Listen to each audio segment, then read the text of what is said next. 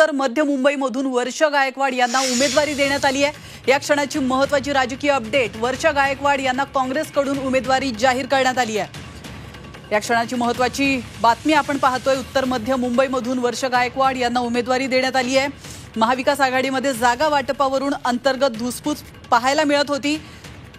तर मुंबईतील जागा वाटपावरून काँग्रेसमधील नाराजी दूर करण्याला कुठेतरी आता यश मिळालेलं आहे असं पाहायला हरकत नाही। आणि याविषयी अधिक माहिती देण्यासाठी आपले प्रतिनिधी देवेंद्र कोल्हटकर आपल्यासोबत जोडले गेलेले आहेत। देवेंद्र, आपण पाहतो उत्तर मध्य मुंबईमधून वर्षा गायकवाड यांना उमेदवारी जाहीर करण्यात आली आहे, काय अधिक माहिती मिळते?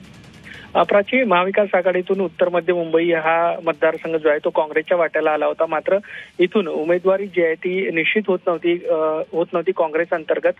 काँग्रेसमधील अनेक नेते जे आहेत ते उत्तर मध्य मुंबईमधून इच्छुक होते। नसीम खान असतील, भाई जगताप असतील, माजी आमदार सुरेश शेट्टी असतील, हे देखील इच्छुक होते। मात्र अखेरकार वर्षा गायकवाड यांना या मतदारसंघातून उमेदवारी जी आहे ती काँग्रेसकडून जाहीर करण्यात आलेली आहे।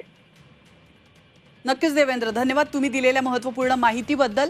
तर आपण पाहतोय उत्तर मध्य मुंबईमधून वर्षा गायकवाड यांना उमेदवारी देण्यात आलेली आहे। वर्षा गायकवाडांना काँग्रेसकडून उमेदवारी जाहीर करण्यात आली आहे। तर महाविकास आघाडीमध्ये जागा वाटपावरून अंतर्गत धुसफूस पाहायला मिळत होती। मात्र आता उत्तर मध्य मुंबईतला तिढा जो आहे तो सुटलेला पाहायला मिळतोय, कारण वर्षा गायकवाड यांना उमेदवारी जाहीर करण्यात आली आहे। त्यांना काँग्रेसकडून उमेदवारी जाहीर करण्यात आली आहे।